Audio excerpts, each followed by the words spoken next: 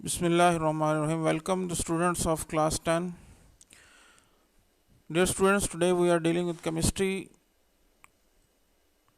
of grade 10, unit number 9, chemical equilibrium, and topic 9.1, reversible reaction and dynamic equilibrium. तो आज हमारा ये पहला लेसन है केमिस्ट्री का क्लास 10 का। तो सबसे पहले हमें थोड़ा सा इंट्रोडक्शन लेना है कि केमिकल रिएक्शंस क्या होते हैं, और हम इससे पहले हम 9th क्लास में केमिकल रिएक्शंस के बारे में ज़ाहिर है पढ़ के आए हुए हैं। लेकिन एक बात हमने वहाँ पढ़ी थी कि केमिकल रिएक्शन होते हैं वो केमिकल बॉन्ड्स से के बनने से या टूटने से बनते हैं। तो केमिकल रिएक्शन का ताल्लुक केमिकल बॉन्डिंग से होता है, और बॉन्डिंग की हमने टाइप वगैरह भी पढ़ी थी वहाँ पे।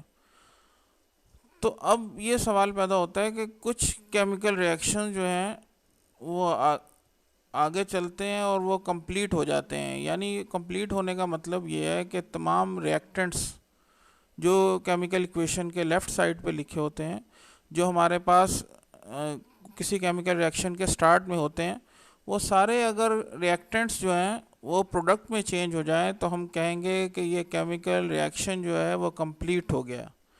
और अगर सारे रिएक्टेंट्स जो हैं वो प्रोडक्ट में चेंज ना हो तो फिर हम ये कहेंगे कि वो केमिकल रिएक्शन जो है कंप्लीट नहीं हुआ।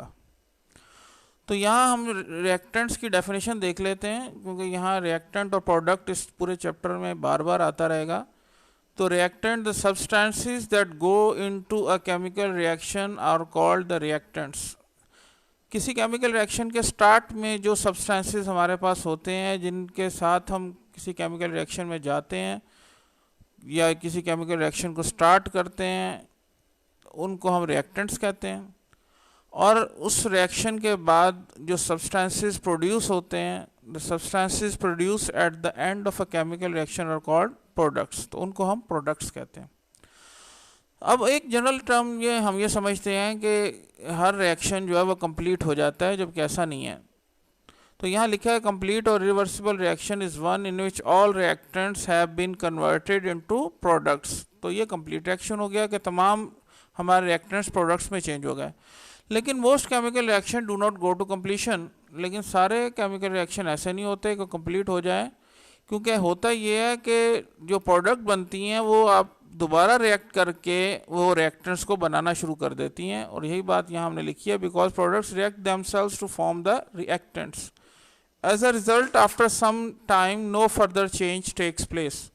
तो होता ये है कि जब दोनों तरफ रिएक्शन होने लगता है कि रिएक्टेंट्स जो हैं वही प्रोडक्ट में चेंज होना शुरू हो जाते हैं और प्रोडक्ट भी रिएक्टेंट्स में चेंज होना शुरू हो जाते हैं। तो ये दोनों तरफ जब ये रिएक्शन चलने लगता है, जिसको हम फॉरवर्ड रिएक्शन कहेंगे अभी आगे चलकर, कि रिएक्टेंट्स जो प्रोडक्ट में चेंज होते हैं तो वो रिएक्शन फॉरवर्ड रिएक्शन है।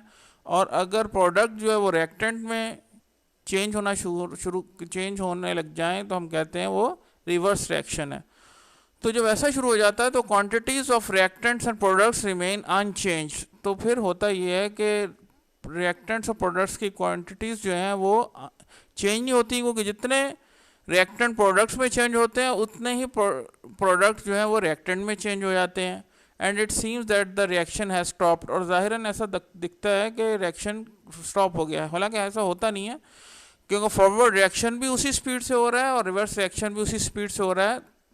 तो in fact these reactions do not stop, rather they take place on both directions at equal rate and attain the equilibrium state। और जब ये दोनों इक्वल हो जाते हैं तो हम उसको इक्विलिब्रियम स्टेट कहते हैं, जिस पर हम आगे भी बात करेंगे। तो such reactions are called reversible reactions. तो ऐसे रिएक्शंस को हम रिवर्सिबल रिएक्शन कहते हैं। यहाँ एक टर्म यूज हुई है, रेट ऑफ अ रिएक्शन। तो रेट ऑफ रिएक्शन कहते हैं चेंज इन कंसंट्रेशन। कंसंट्रेशन का मतलब अमाउंट है, ठीक है। रिएक्टेंट की अमाउंट और प्रोडक्ट की जो अमाउंट है उसको हम कंसंट्रेशन कहते हैं। तो change in concentration of reactants and products per unit time, एक यूनिट टाइम में, वो चाहे सेकंड या मिनट हो, जो भी आप लें, उसमें कितने रिएक्टेंट्स प्रोडक्ट में चेंज हो गए और या कितने प्रोडक्ट जो हैं वो रिएक्टेंट में चेंज हो गए, इसको हम रेट ऑफ रिएक्शन कहते हैं। और ये वर्ड भी आगे हमारी टर्म आती रहेगी।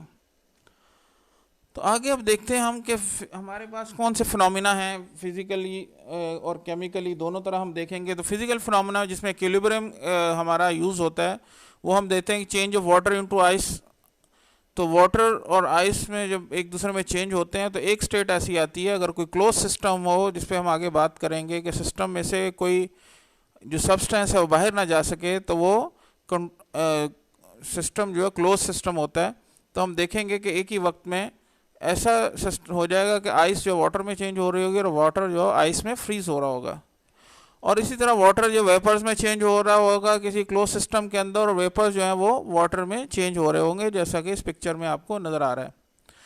ये तो हमारा फिजिकल इक्विलिब्रियम हो गया। और केमिकल इक्विलिब्रियम की एग्जांपल्स है, हमारी एग्जिस्टेंस जो है वो इसी पे डिपेंड करती है, इसलिए कि हम ऑक्सीजन को इनहेल करते हैं और कार्बन डाइऑक्साइड को एक्सहेल करते हैं, और जो प्लांट्स हैं वो कार्बन डाइऑक्साइड को लेके जो यूज़ करते हैं फोटोसिंथेसिस में, और वो ऑक्सीजन को प्रोड्यूस करते हैं, और वही ऑक्सीजन हम दोबारा इनहेल कर लेते हैं। तो ये एक साइकिल है जो चलता रहता है। अगर ये फिनोमिना ना होता तो ऑक्सीजन हमारे लिए अवेलेबल ना होती और हम लाइफ यहाँ पॉसिबल नहीं थी हमारे लिए। इसी तरह वाटर के अंदर अगर हम वाटर देखें कि वहाँ भी तो प्लांट्स और एनिमल्स रह रहे हैं, तो उन दोनों के दरमियान भी एक डेलिकेट इक्विलिब्रियम वहाँ अटेन हो जाता है। तो many environmental system depend for their existence on delicate equilibrium phenomena. For example concentration of gases in lake water के अंदर भी ज़ाहिर है ऑक्सीजन और कार्बन डाइऑक्साइड की कॉन्सेंट्रेशन होती है, तो वहाँ एनिमल्स भी होते हैं ज़ाहिर एक एक्वेटिक सिस्टम के अंदर और पानी के अंदर, और वहाँ इक्विलिब्रियम का प्रिंसिपल अप्लाई होता है, और कुछ जो कार्बन डाइऑक्साइड है वो प्लांट्स उसको यूज़ करके फोटोसिंथेसिस में यूज़ कर लेते हैं, और वो जो ऑक्सीजन पैदा करते हैं, प्रोड्यूस करते हैं, वो एनिमल्स जो है उसको यूज़ करते हैं अपने आप को ऑक्सीजन लेने के लिए। तो यहाँ एक्वेटिक प्लांट्स और एनिमल्स दोनों जो है दोनों इस इक्विलिब्रियम सिस्टम से फ़ायदा उठाते हैं गैसेस के एक्सचेंज के अंदर, और उनकी भी लाइफ वहाँ चलती रहती है, जैसे हमारी एयर में चलती है अर्थ के ऊपर, उनकी वाटर के ऊपर। तो ये दोनों इक्विलिब्रियम के हमने एग्जाम्पल दे दिए आपको। अब आगे हम चलते हैं। तो यहाँ दो रिएक्शंस जो हैं, रिवर्सिबल और इरिवर्सिबल रिएक्शन, जिसकी हम अभी बात करके आए हैं इंट्रोडक्शन के अंदर, और अभी हमने दोबारा रिएक्टेंट्स पढ़ लिए, फिर प्रोडक्ट्स की दोबारा हमने भी डेफिनेशन आपके सामने रख दी है। तो अब देखना ये कि अभी हमने पढ़ा कि रिवर्सिबल रिएक्शन और इरिवर्सिबल रिएक्शन, जिसकी हमने अभी बात की। तो अब डेफिनेशन को देख लेते हैं। The reactions in which the products can recombine to form reactants are called reversible reactions. तो हमने कहा था कि सारे केमिकल जो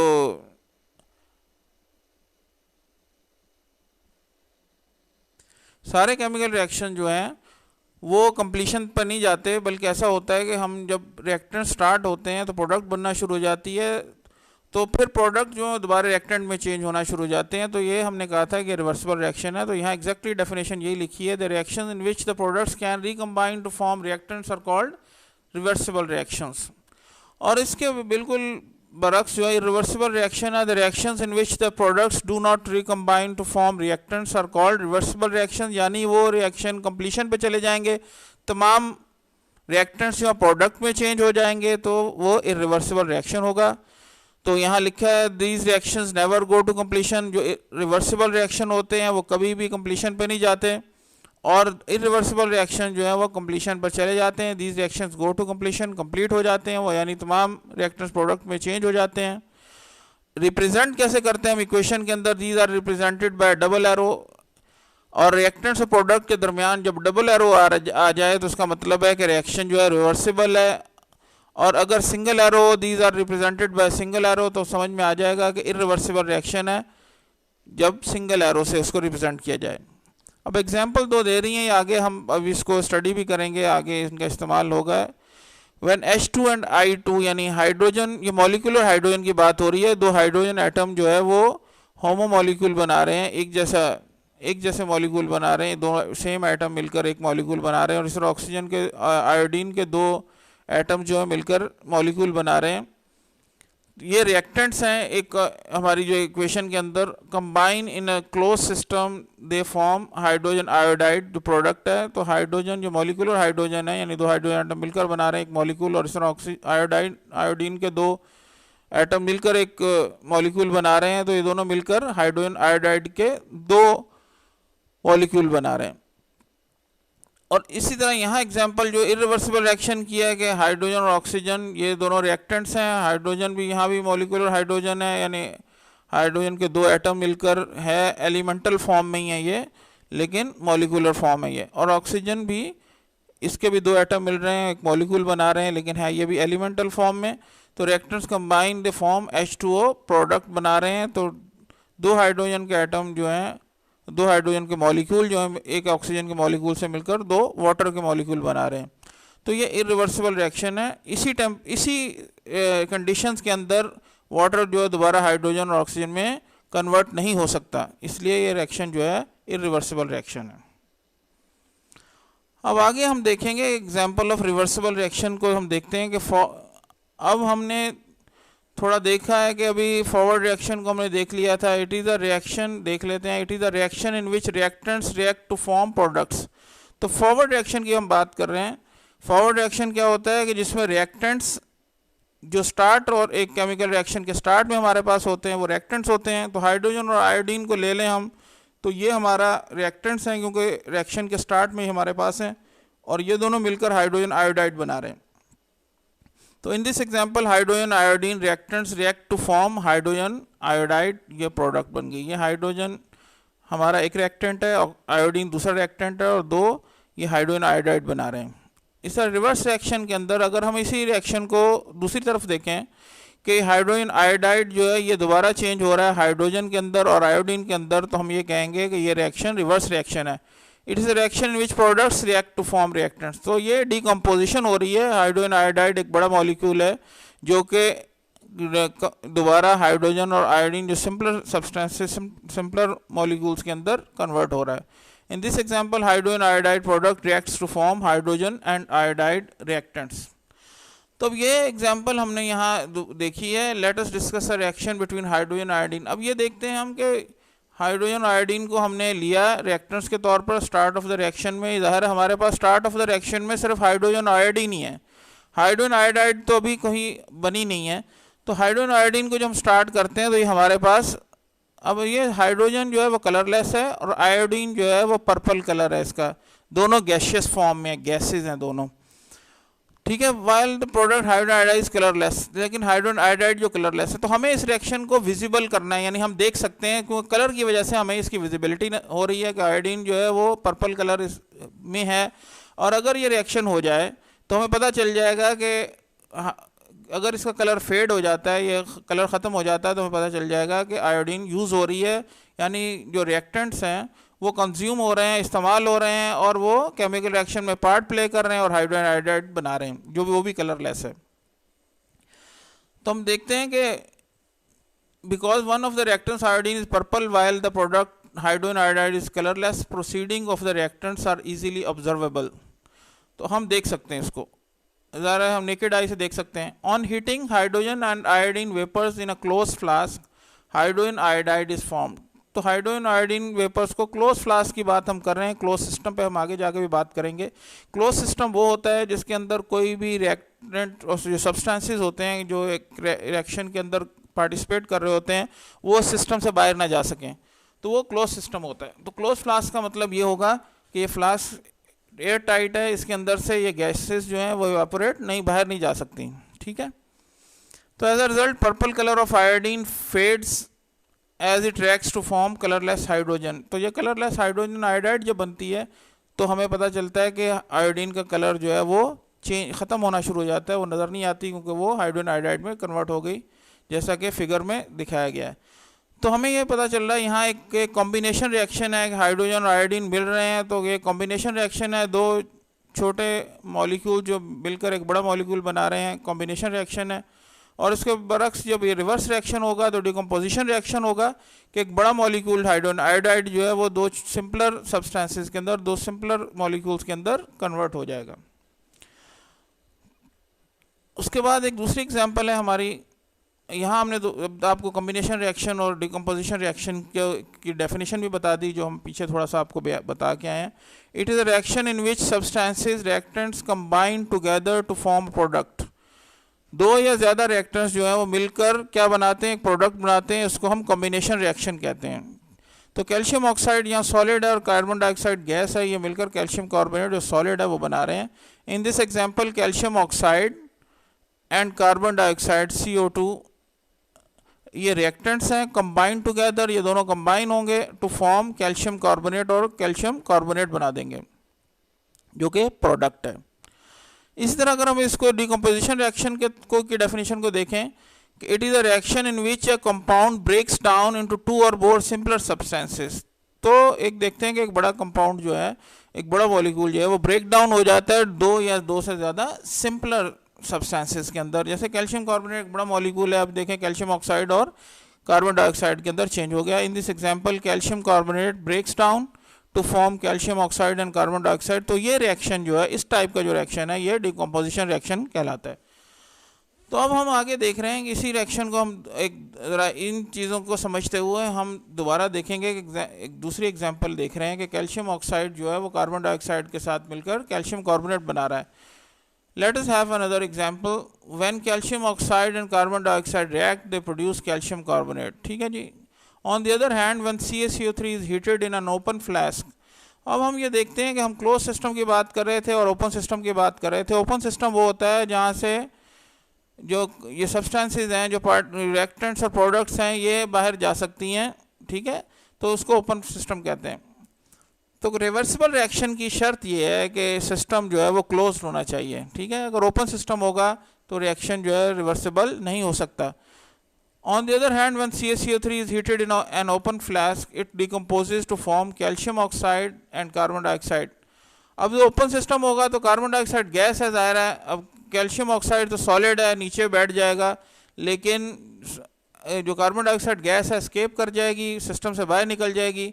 तो फिर वो रिएक्ट कैसे कर सकती है कैल्शियम ऑक्साइड के साथ? तो इसका मतलब है and reaction goes to completion के इस शर्त के साथ कि कार्बन डाइऑक्साइड अगर ओपन सिस्टम के अंदर, ओपन फ्लास्क के अंदर हो, तो वो बाहर निकल जाएगी, एस्केप कर जाएगी और रिवर्सिबल रिएक्शन नहीं होगा, बल्कि ये इरिवर्सिबल रिएक्शन बन जाएगा, क्योंकि ओपन सिस्टम की जो कंडीशन है वो यहाँ इसने पूरी नहीं की।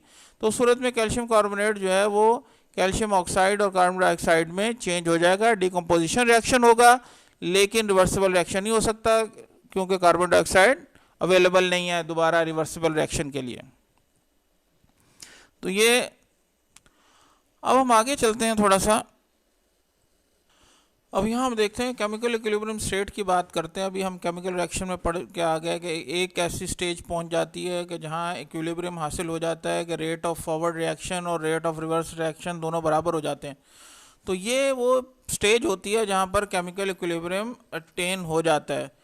तो इक्विलिब्रियम का मतलब है कि बैलेंस का मतलब है कि जो आगे फॉरवर्ड रिएक्शन है वो उसी स्पीड से हो रहा है जितनी स्पीड से रिवर्स रिएक्शन हो रहा है।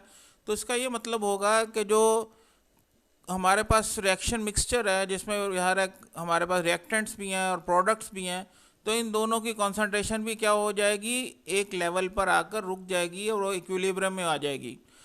क्योंकि जितने रिएक्टेंट्स जो है प्रोडक्ट में चेंज हो रहे होंगे, कन्वर्ट हो रहे होंगे, उतने ही प्रोडक्ट्स जो है वो रिएक्टेंट्स में कन्वर्ट हो रहे होंगे।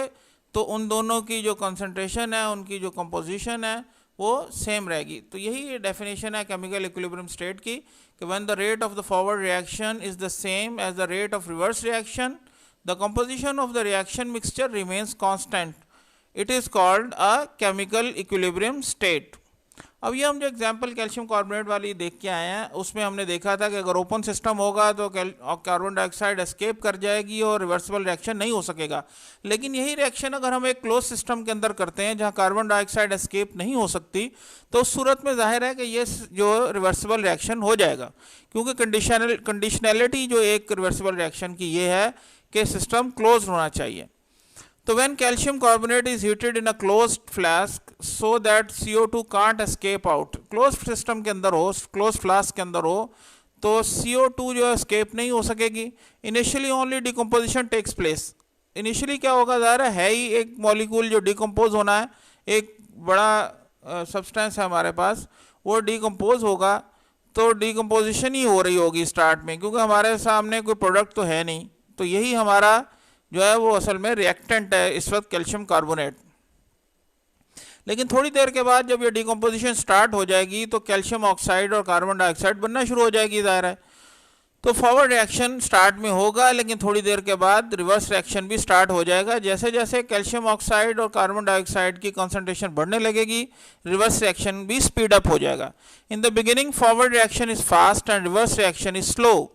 तो फॉरवर्ड रिएक्शन की स्पीड ज़्यादा है, जिसकी कंसंट्रेशन ज़्यादा होती है आमतौर पर उसी तरह स्पीड भी रिएक्शन की उसी तरफ को इंक्लाइंड होती है। तो इसलिए in the beginning forward reaction is fast and reverse reaction is slow, but eventually, लेकिन आखिरकार क्या होगा, the reverse reaction speeds up, reverse reaction की स्पीड बढ़ जाएगी and both reactions go on eight the same rate. और जिस तरह के जितने कैल्शियम कार्बोनेट जो है डिकम्पोज होकर कैल्शियम ऑक्साइड और कार्बन डाइऑक्साइड में कन्वर्ट हो रहे होंगे, उतने ही कैल्शियम ऑक्साइड और कार्बन डाइऑक्साइड जो है वो कॉम्बिनेशन रिएक्शन में दोबारा कैल्शियम कार्बोनेट बना रहे होंगे। तो इस स्टेज पर आकर जहाँ decomposition and combination take place at the same rate, ठीक है, उनकी चेंज की रेट जो है पर यूनिट टाइम सेम रहेगा, बट इन ऑपोजिट डायरेक्शन, लेकिन होगा ऑपोजिट डायरेक्शन में। एक कैल्शियम कार्बोनेट का फॉरवर्ड रिएक्शन होगा, कैल्शियम ऑक्साइड और कार्बन डाइऑक्साइड का रिवर्स रिएक्शन होगा। As a result amounts of calcium carbonate, calcium oxide and carbon dioxide do not change. तो ये उनकी कॉम्पोजिशन या इनकी अमाउंट या इनकी कॉन्सेंट्रेशन चेंज नहीं होगी। तो इसको हम इस तरह लिखते हैं, ये आपके सामने रिवर्सिबल इक्वेशन एक लिखी है रिवर्सिबल रिएक्शन की। कैल्शियम कार्बोनेट CaCO3 सॉलिड है, रिवर्सिबल रिएक्शन का साइन है डबल एरो, और कैल्शियम ऑक्साइड सॉलिड बन रहा है और उसके साथ कार्बन डाइऑक्साइड गैस बन रही है। इसके साथ यहाँ एक और थोड़ा सा कॉन्सेप्ट इसी के साथ रिलेटेड है, स्टैटिक इक्विलिब्रियम। अब इक्विलिब्रियम तो अटेन हो गया, अब इक्विलिब्रियम के बाद इक्विलिब्रियम की दो टाइप हो सकती हैं। एक स्टैटिक इक्विलिब्रियम होता है कि रिएक्शन जो है एक जगह पर आकर रुक जाए, बैलेंस तो हो, वो इक्विलिब्रियम में तो हो, लेकिन आगे रिएक्शन फर्दर फॉरवर्ड नहीं हो रहा। तो when reaction cease to proceed, आगे नहीं बढ़े, जब सिस्टम एक जगह पर आकर रुक जाए रिएक्शन। तो for example, a building remain standing because all the forces acting on it are balanced. एक बिल्डिंग खड़ी क्यों रहती है कि जो फोर्सेस पर एक्ट कर रही हैं, ग्रेविटी और दीगर फोर्सेस, वो सारी बैलेंस होती हैं और वो बिल्डिंग अपनी जगह पर खड़ी रहती है। अगर वो इम्बैलेंस हो जाए तो ज़ाहिर है बिल्डिंग फॉल कर जाएगी। इसके बाद डायनामिक इक्विलिब्रियम, और डायनामिक का मतलब यह है रिएक्शन इज कंटिन्यूइंग, रिएक्शन जारी है, तो उसको हम क्या कहते हैं, रिएक्शन हो रहा है। कंसंट्रेशन सेम है नहीं सेम, इससे गर्ज नहीं है। डायनामिक का मतलब ये होगा कि रिएक्शन इज कंटिन्यूइंग, रिएक्शन जारी है। When reaction does not stop, only the rates of forward and reverse reactions become equal to each other but take place in opposite directions. तो जब रिएक्शन जो है रुकता नहीं है, बल्कि उसका रेट, फॉरवर्ड रिएक्शन का रेट और रिवर्स रिएक्शन का रेट वो इक्वल हो जाते हैं एक दूसरे के, but take place in opposite direction, लेकिन होते रहते हैं ऑपोजिट डायरेक्शन में, जिसकी हम बार बार बात कर रहे हैं कि जितने रिएक्टेंट्स प्रोडक्ट्स में चेंज होंगे उतना ही प्रोडक्ट्स जो है रिएक्टेंट में चेंज हो जाएंगे। तो उनका रेट जो है वो सेम होगा, उसी रेट से दोनों कन्वर्ट हो रहे होंगे एक दूसरे में, रिएक्टेंट्स प्रोडक्ट्स में और प्रोडक्ट रिएक्टेंट्स के अंदर। तो डायनामिक इक्विलिब्रियम अटेन हो जाएगा। तो at dynamic equilibrium state, rate of forward reaction is exactly equal to the rate of reverse reaction. तो हम कहते हैं कि डायनामिक इक्विलिब्रियम अटेन हो गया। अब इसी को हम दोबारा एक और यहाँ पर एक हमने ये ग्राफ बनाया, उस ग्राफ के ज़रिए ही बात आपको बतानी है, जो कि अभी हम सारी बातें बार बार कर के आ चुके हैं कि establishment of dynamic equilibrium state कैसे होती है, कैसे डायनामिक इक्विलिब्रियम अटेन हो जाता है। तो ये in a reversible reaction dynamic equilibrium is establish before the completion of reaction. Reaction complete होने से पहले रिवर्स रिएक्शन स्टार्ट हो जाता है, यानी कि जितने रिएक्टेंट जो प्रोडक्ट में चेंज होना शुरू होते हैं, तो प्रोडक्ट भी रिएक्टेंट में चेंज होना शुरू हो जाते हैं। अगर सारे ही रिएक्टेंट्स प्रोडक्ट में चेंज हो जाएं तो जो वो केमिकल रिएक्शन है वो तो ज़रा कंप्लीशन पे चला जाएगा। तो क्या फिर कहाँ से दोबारा बनेगा वो केमिकल डायनामिक इक्विलिब्रियम अटेन फिर नहीं हो सकेगा। तो it is represented graphically in figure below. ये जो फिगर आपके सामने नज़र आ रही है, इसके अंदर आप देख सकते हैं कि स्टार्ट में जो है यहाँ रिएक्शन रेट है और यहाँ पर आपको टाइम दिया गया है। तो फॉरवर्ड रिएक्शन और रिवर्स रिएक्शन के आप ये दोनों लाइंस देख रहे हैं। इन लाइन के अंदर आप देख रहे हैं कि रिवर्स रिएक्शन स्टार्ट में ज़ीरो होता है क्योंकि कोई भी प्रोडक्ट अवेलेबल नहीं होती, लेकिन स्टार्ट में रिएक्टेंट्स तो अवेलेबल होते हैं। तो सबसे ज़्यादा स्पीड फॉरवर्ड रिएक्शन की स्टार्ट ऑफ द रिएक्शन में होती है जब कॉन्सेंट्रेशन या अमाउंट ऑफ रिएक्टेंट सबसे ज़्यादा होती है। जैसे ही सिस्टम आगे चलता है और रिएक्टेंट्स जो प्रोडक्ट में चेंज होना शुरू होते हैं, तो जो स्पीड है फॉरवर्ड रिएक्शन की ये कम होना शुरू हो जाती है। लेकिन इसी के साथ साथ जो रिवर्स रिएक्शन है वो पिकअप करना शुरू करता है। जैसे जैसे प्रोडक्ट की कंसंट्रेशन बढ़ना शुरू होती है, रिवर्स रिएक्शन की स्पीड भी बढ़ना शुरू हो जाती है। तो जैसे जैसे फॉरवर्ड रिएक्शन की स्पीड कम होती है, रिवर्स रिएक्शन की स्पीड बढ़ने लगती है। आखिर एक स्टेज ऐसा आता है कि जहाँ दोनों की स्पीड बराबर हो जाती है। तो यही बात हम पहले ही बताई है और दोबारा इसी ग्राफ में भी यही बात सामने आ रही है। At initial stage the rate of forward reaction is very fast and reverse reaction is taking place at negligible rate. Negligible बहुत ना होने के बराबर है जैसे, but gradually forward reaction slows down, लेकिन आहिस्ता आहिस्ता फॉरवर्ड रिएक्शन की स्पीड स्लो हो जाती है, रिवर्स रिएक्शन स्पीड्स अप होता है, उसकी रफ्तार बढ़ जाती है। Eventually both reactions attain the same rate. आखिरकार दोनों रिएक्शन जो है सेम रेट अटेन कर लेते हैं, दोनों का रेट सेम हो जाता है। It is called a dynamic equilibrium state. जहां हम देख रहे हैं दोनों लाइन आकर मिल गई हैं, ये हमारा डायनेमिक इक्विलिब्रियम स्टेट है, जहां पर दोनों की रेट ऑफ फॉरवर्ड रिएक्शन और रेट ऑफ रिवर्स रिएक्शन दोनों बराबर है। तो एग्जाम्पल भी हमने दिए गए, अगर in reaction between hydrogen and iodine vapour some of the molecules react with each other to give hydrogen iodide. At the same time some of the hydrogen iodide molecules decompose back to hydrogen iodine. Hydrogen iodine की जो example हमने दी थी कि जैसे hydrogen iodine जो उन combination reaction बनाकर hydrogen iodide बनाते हैं, तो उसी वक्त में डिकम्पोजिशन हाइड्रोजन आयोडाइड की भी शुरू हो जाती है और हाइड्रोजन आयोडीन में वो चेंज होना शुरू हो जाते हैं। At start rate of forward reaction is fast because concentration of reactant is high. इसलिए कि रिएक्टेंट्स की अगर कंसंट्रेशन ज़्यादा होगी तो फॉरवर्ड रिएक्शन ज़्यादा होगा। After some time rate of reverse reaction increases due to increase in the concentration of products. लेकिन जैसे ही प्रोडक्ट बनना शुरू होते हैं उनकी कंसंट्रेशन बढ़ना शुरू होती है तो रिवर्स रिएक्शन की स्पीड भी बढ़ना शुरू हो जाती है। Ultimately the two rates will become equal to each other. आखिरकार वो दोनों के रेट सेम हो जाएंगे। Thus the equilibrium will set up, और इक्विलिब्रियम सेट हो जाएगा and concentration of various species hydrogen iodine hydrogen iodide becomes constant. तो ये हमारा establishment of dynamic equilibrium state हो गया। आगे हम देख रहे हैं macroscopic characteristics forward and reverse reaction की। तो मैक्रोस्कोपिक कैरेक्टरिस्टिक किसको कहते हैं, ये थोड़ा समझना है कि ये वो प्रॉपर्टीज़ हैं which can be seen by the naked eye, जो हमें जाहिर में नज़र आती हैं। ठीक है, माइक्रोस्कोपिक वो होती हैं जो हमारी मॉलिक्यूलर साइड पर होती हैं और एटॉमिक साइज पर और बॉन्डिंग की साइड पर होती हैं, वो हमारी माइक्रोस्कोपिक कैरेक्टरिस्टिक होती हैं। तो जो बड़ी बड़ी प्रॉपर्टीज़ होती हैं जो हम खाली आंख से भी नज़र आ जाती हैं उसको हम मैक्रोस्कोपिक कैरेक्टरिस्टिक कहते हैं। तो फॉरवर्ड और रिवर्स रिएक्शन अब तक हम काफ़ी पढ़ चुके हैं। तो उसके बाद यहाँ लिखा है forward reaction is the reaction which reactants react to form products. Reactants product में चेंज होते हैं। रिवर्स रिएक्शन में प्रोडक्ट जो है रिएक्ट करते हैं और रिएक्टेंट्स को प्रोड्यूस करते हैं। Forward reaction takes place from left to right. Equation chemical equation के लेफ्ट साइड पर रिएक्टेंट्स होते हैं, राइट साइड पर प्रोडक्ट्स होते हैं। तो ये लेफ्ट से राइट पर होता है forward reaction. Reverse reaction takes place from right to left, और जो रिवर्स रिएक्शन है वो राइट से लेफ्ट की तरफ होता है। रिवर्स रिएक्शन जो है। Number 3, at initial stage the rate of forward reaction is very fast. ज़ाहिर है इसकी कंसंट्रेशन रिएक्टेंट्स की ज़्यादा होती है तो फॉरवर्ड रिएक्शन की स्पीड स्टार्ट में ज़्यादा होती है। In the beginning the rate of reverse reaction is negligible, और ज़ाहिर है स्टार्ट में प्रोडक्ट्स की कंसंट्रेशन कम होती है तो रिवर्स रिएक्शन की स्पीड भी ना होने के बराबर होती है। और forward reaction it slows down gradually, Aahista Aahista ये आहिस्ता होता रहता है वक्त के साथ साथ, और इट स्पीड्स अप ग्रेजुअली, और ये वक्त के साथ साथ स्पीड अप होता रहता है रिवर्स रिएक्शन जो है। तो ये एक इम्पॉर्टेंट क्वेश्चन है, एग्जाम में भी आता रहता है, इसको आपने देखना है और आगे हमने दिया भी है। आगे फिर macroscopic characteristic of dynamic equilibrium आ रहा है, हमारा एक टॉपिक है। तो हम देखते हैं ये लॉन्ग क्वेश्चन में अंदर डील होता है। क्लोज सिस्टम के अंदर हमने डेफिनेशन यहाँ डाल दी है। Close system is one in which substances are not allowed to leave or enter the system. तो क्लोज सिस्टम के अंदर सब्सटेंसेज जो भी रिएक्टेंट्स और प्रोडक्ट्स हैं ना वो एंटर हो सकते हैं ना लीव कर सकते हैं। और ओपन सिस्टम वो होता है, in an open system substances are allowed to leave or enter the system. तो ओपन सिस्टम में सब्सटेंसेज जो हैं वो लीव भी कर सकते हैं और सिस्टम में एंटर भी हो सकते हैं। तो उसका मतलब है कि ये ओपन सिस्टम है। Factors affecting the equilibrium, equilibrium को डिस्टर्ब कौन सी चीज़ें कर सकती हैं, वो कंसंट्रेशन ऑफ रिएक्टेंट्स और प्रोडक्ट्स हैं। अगर वो चेंज हो जाएं तो इक्विलिब्रियम भी शिफ्ट हो जाएगा किसी साइड पे। नंबर 2 टेम्परेचर है। टेम्परेचर इफेक्ट करता है डिफरेंट तरह इक्विलिब्रियम को। और आखिर में प्रेशर जो है वो भी चेंज करता है सिचुएशन को इक्विलिब्रियम की, लेकिन ये गैसेस पे ज़्यादा विजिबल इसका इफेक्ट होता है, लिक्विड और सॉलिड में ज़ाहिर है कम होता है। तो माइक्रोस्कोपिक कैरेक्टरिस्टिक और डायनेमिक इक्विलिब्रियम को हम देख लेते हैं। नंबर 1 है equilibrium is achievable only in a close system, ये पहली कंडीशनैलिटी है उसकी, इक्विलिब्रियम जो है क्लोज सिस्टम के अंदर अचीव हो सकता है।